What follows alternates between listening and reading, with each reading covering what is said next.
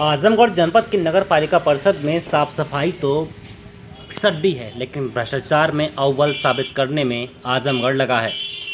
सपा के मुस्लिम समुदाय के अध्यक्ष शहर के मुस्लिम बाहुल्य क्षेत्र में बिना नियमावली टेंडर को पूरी किए महंगी दरों पर लाइट लगवा दिए, जैसा कि आरोप ये लगा है। ये चर्चा नगर में हो रही है कि अध्यक्ष अपने समुदाय के वोट की कीमत चुकाने के लिए बिना टेंडर महंगी लाइट नहीं, ऐसा कुछ भी नहीं है। वो 15वें वित्त में से ग्रांट से लगा हुआ है और कोई 15 या 16 पोल शायद है या कुछ एक आध ज़्यादा होंगी। जहाँ तक मैं बिल्कुल आपको आश्वस्त करा दूँ, 15वां वित्त से वो टेंडर होके ऐसे कैसे कौन सा ठेकेदार टेंडर कर देगा, लाइट लगा लेगा, रिस्क ले लेगा, ये बताइए। किसी ठेकेदार को अगर ये पता रहेगा कि ये टेंडर मेरा नहीं है तो कोई रिस्क ले लेगा? आप हमें बताइए। मैं आपसे कहूँ कि ये कर दीजिए तो ये हो जाएगा? लोगों को कहना है कि बिना टेंडर के ही लोग तो लोग हैं, लोगों को सुविधा करो तो भी परेशान है, ना करो तो भी परेशान है। आप भी इसी जिले में थे, शहर का क्या हालत रहती थी।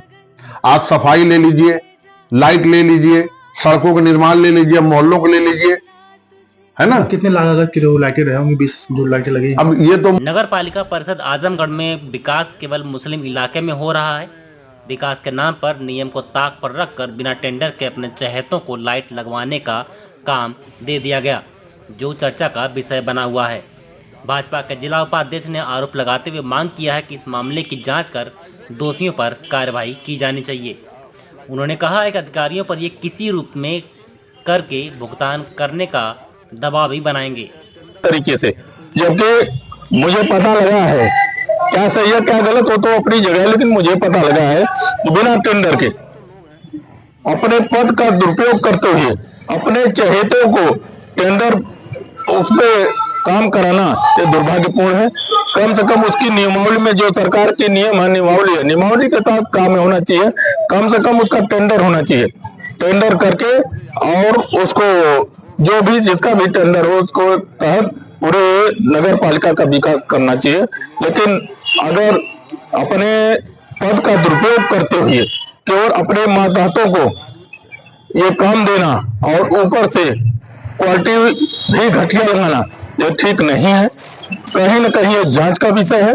मुझे लगता है कि ये लोग जिस तरीके से बिना टेंडर का किए हैं तो कहीं न कहीं ये पेमेंट कराने का भी दबाव डालेंगे अधिकारियों के ऊपर। अधिकारी को इस पे ध्यान देना होगा और सही से काम की गुणवत्ता को जांच भी करनी चाहिए और जो भी दोषी हो उसके विरुद्ध तत्काल कार्रवाई होनी चाहिए। जब इस बारे में नगर पालिका अध्यक्ष से बात किया गया कि बिना टेंडर के ही लाइट लगवा दी गई, तो नगर पालिका अध्यक्ष का कहना है कि बिना टेंडर के कौन ठेकेदार लाइट लगवा देगा, कौन रिस्क लेगा। ये सभी बेबुनियाद आरोप हैं। वहीं उन्होंने कहने के दौरान दो बातें कही। पहले वह 15वें वित्त ग्राउंड से ये लगना बताया, तो वहीं दूसरी बार राज्य वित्त से सभी 15-16 लाइटें लगना बताया। वहीं एक और बात समझ नहीं आई कि लाइट की कीमत 10, 12, 13 लाख है। यह स्पष्ट अध्यक्ष को नहीं पता है। कितने लागत की लाइटें रहे होंगी? 20 जो लाइटें लगी। अब ये तो मुझे याद नहीं है, कुछ होगा, कोई मुझे लगता है होगा 12-13 लाख रुपए का कुछ होगा। योजना के अंतर्गत से आए हैं ये राजवित्त से है। राजवित्त से फोन आ रहा आपका, राजवित्त से है जी। हमने इसकी सच्चाई जानने के लिए नगर पालिका के ईओ से बात की तो मामला चौंकाने वाला ही निकला। यानी आरोप निराधार नहीं है, लाइट का टेंडर हुआ ही नहीं, और अगर किसी ने प्राइवेट तौर पर लगाया है तो उस बात की जानकारी भी अधिकारी को नहीं है, जबकि कोई प्राइवेट व्यक्ति ईओ से संपर्क करके ही कार्य करता है। ईओ का कहना है कि चेयरमैन किस आधार पर कह रहे हैं कि 15वें वित्त से ये काम किया गया है या राज्य वित्त से यह किया गया, ये वो ही बता पाएंगे। इनका भुगतान नहीं किया जा सकता क्योंकि इन्हें ये कार्य बिना टेंडर के हुआ है।